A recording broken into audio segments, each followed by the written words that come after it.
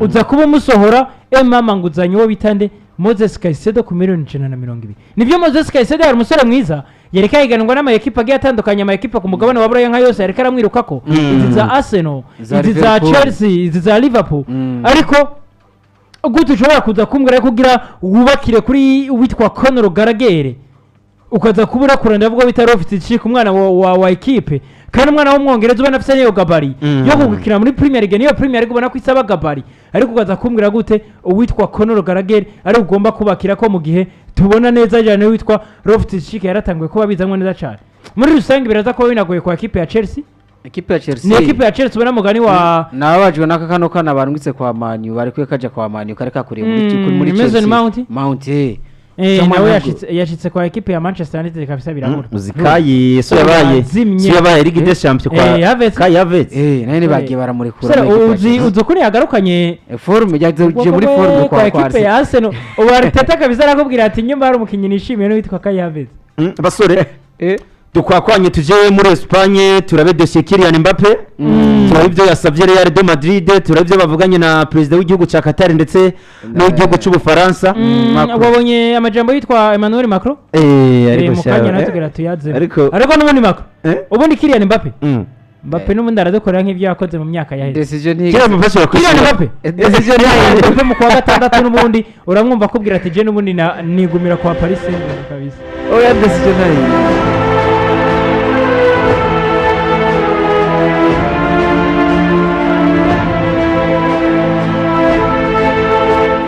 nuko bimeze kwa Real de Madrid bakubwira ati Ina Damas akaririmbo navuga ngo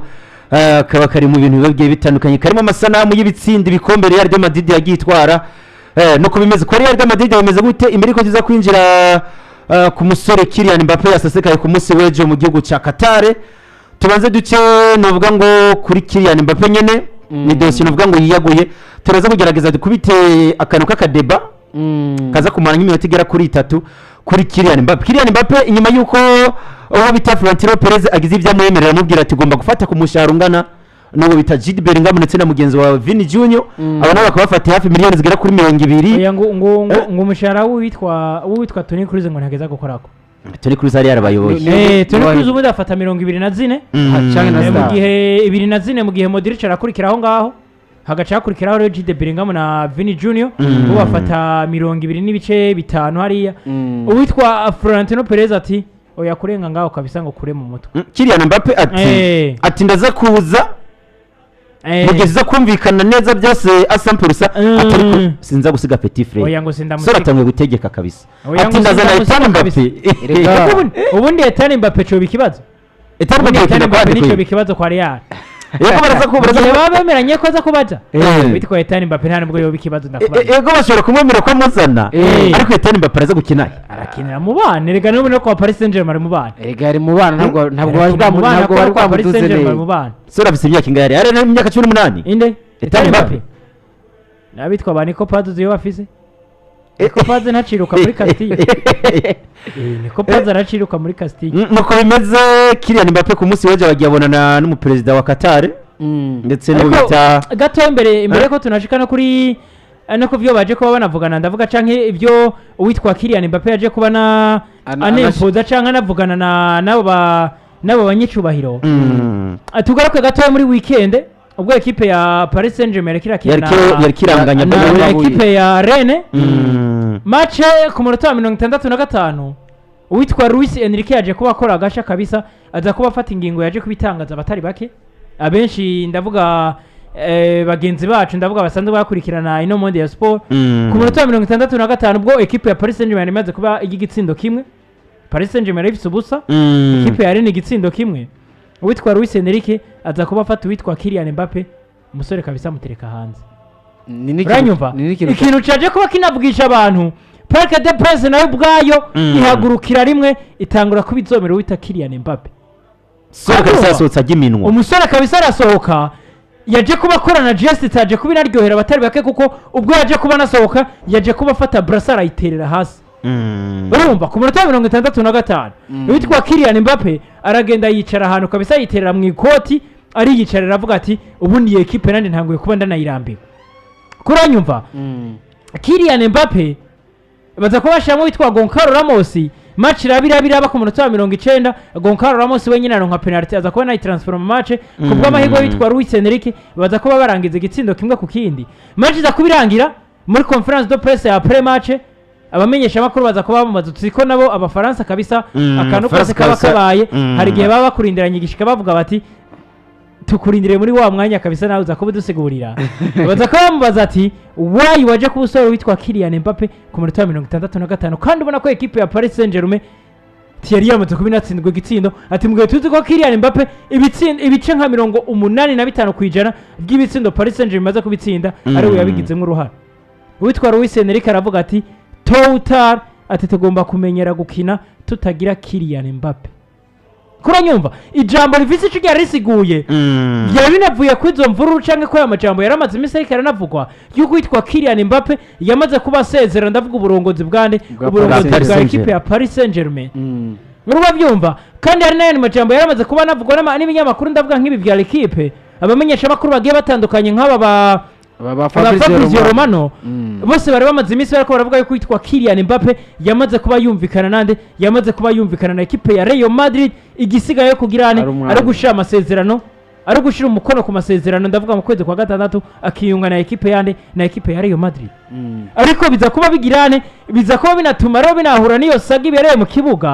abantu baramubaza ati why Kylian Mbappe bamushize hanze kandi bashaka intsinzi ati total mushaka kumenyera yuko tugomba kuba nka Paris Saint-Germain ati si wari Paris Saint-Germain ati ubundi Paris Saint-Germain ni Paris Saint-Germain ati rero namwe mushaka kumenyera yuko equipe ya Paris Saint-Germain hari ibihizogira aho ikina itagiraho bita Kylian Mbappe ariko abafaransa baraza kumwemerera bita Luis Enrique ubundi niwe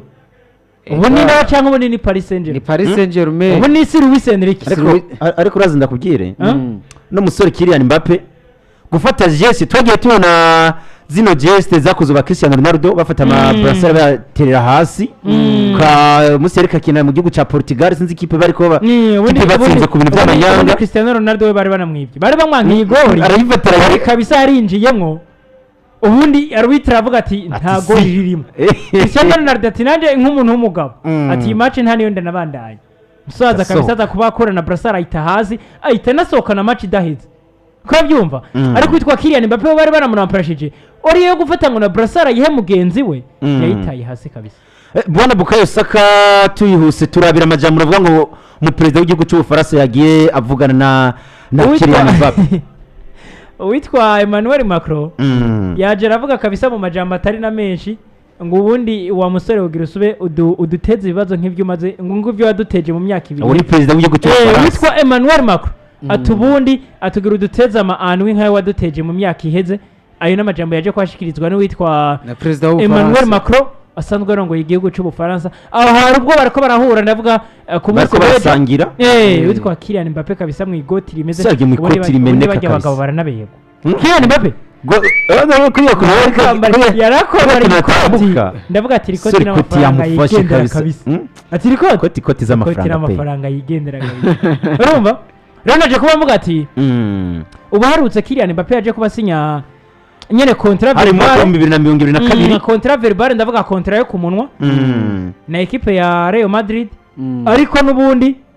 inyuma ya saga inyuma y'umubonano bagiraniye n'uwitwa Kylian Mbappe ndavuga Emmanuel Macron arazatereka ko amasezerano Kylian Mbappe araza arihagarara ko kabisa aravuga ati ubundi mwe Real Madrid mu maziki urumva equipe itera umugere kabisa yisubirira kwa Paris Saint-Germain ubu tuvugana yamaze kuba asezera kwa equipe ya Paris Saint-Germain ariko haje kuba hanaboneka umubonano witwa Kylian Mbappe Emmanuel Macron ndetse n'ubusanzwe nashe arongoye igihugu ca Qatar hariya abasaza bari mu makoti kabisa ndavuga ati abasaza n'abanyamakuru sorry yari hagati ya president babiri ubundi witwa Kylian Mbappe turashobora kumubona asubira kwiyunga na equipe ya Paris Saint-Germain mugaje namye nkurikirana Fabrizio Romano yavuze yuko Kylian Mbappe kuva njya mubonano ubaye we yavuze ko ku majambo yashikirije ko atandi majambo arigera avuga ashikiriza yuko agiye kuba ubundi Kylian Mbappe nta kindi aravuga Kylian Mbappe arashobora gushira hanze none naterera bakenge ko decision ngo yakora mbere yuko nabashikiriza ko azova muri equipe ya Paris Saint-Germain ndavuga ino saison witwa Kylian Mbappe n'ubundi yabibashikirije rero yababwira ati nzobibashikiriza inyuma nako imbere Imbere ya y'urukino rwa rwa kimwe Champions c'umunani League, rwa Ligue cya Champions. Champions League Mm. match iraziraba igiye guhera kuri mikoro kabisa niwe yaje kubavuga ati ubundi twabanye neza atariko nagira ndabamenyeshe yuko gusubira gushira amasezerano yandi kuri ekipe ya Paris Saint-Germain ati byo mukure mu mutwe ariko ekipe ya Paris Saint-Germain ngo yiteguye kugira ane ngo yiteguye kuma ibitagenda miliyoni 80 ku mwaka ku mwaka amafaranga arayatora witwa Kylian Mbappe amafaranga Kylian Mbappe arayatora Hein? mu gihe rero ariko yibereye mu kirere cy'iwabo cy'abafaransa Mm. ekipe ya Paris Saint-Germain no musisi ekipe tuvuga ngo tuyishyire kure ekipe muri Ligue des Champions ko ekipe baswadi ekipe bafise yitwa Paris Saint-Germain ekipe rero yakwiye kumira akabuye k'abantu b'abagabo kabisa mu gihe irakwiye kuraba ikamera nka Real Madrid kareka kuziringinga kareka kuziringinga kabisa ariko uringinga nyimba umusore amaze kuba akwereka ariko urareka kwinginga uba wubatse amateka angana iki eske iyumvire ubundi eh ubu kwa FC Barcelona uwitwa Gavi cyangwa witwa reka tuje kwa Real Madrid nyene witwa Courtois agize ikibazo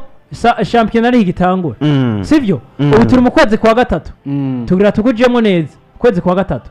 kwa kabiri ko turiko turagusoza ku munsi w'ejo turagusoza sivyo tugira twinjira mu kwezi kwa gatatu uwitwa Thibaut Courtois imyugariro canke umunyezamu wa mbere uzi ko yatangura mu kibuga kira match akuvunikiye ko urabizi neza ko atayindi choice ufise nka Real Madrid sipoza kwa Paris Saint-Germain uwitwa Kylian Mbappe agize imvune nk'uwitwa Pablo Gaviria yagize bibaye ngombwa yuko Akubita yose atagarutse ubwo nibuza gukina match nizoba ariko si ekipe ya Paris Saint-Germain amaze kubona yuko Samuel Ruiz nireke babwira ati twakagombye kwiga kugira Mbappe ekipe ya Paris nico ndavugira kwitwa Luis Enrique ahubwo atanguye kwereka yuko